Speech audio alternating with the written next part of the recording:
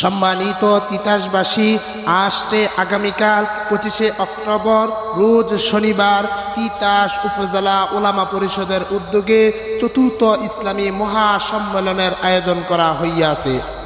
স্থান গাজীপুর খান সরকারি model high school and college মাঠ প্রাঙ্গণে, তিতাস, কুমিল্লা। উক্ত মহাসম্মেলনের প্রধান অতিথি হিসাবে আগমন করিবেন আল্লামা নুরুল হক দামাত বারকাতুহুম, সভাপতি কুমিল্লা জেলা কওমি মাদ্রাসা সংগঠন ও মহাসচিব বটগ্রাম মাদ্রাসা কুমিল্লা। উক্ত মহাসম্মেলনে আলোচনা পেশ করিবেন আল্লামা নজির আহমদ টঙ্গী বাদ আসর।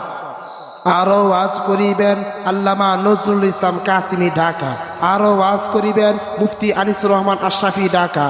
আরও ওয়াজ করিবেন আল্লামা খালেদ সাইফুল্লাহ আইয়ুবী ঢাকা। আরও ওয়াজ করিবেন মুফতি আমজাদ হুসাইন আশরাফি।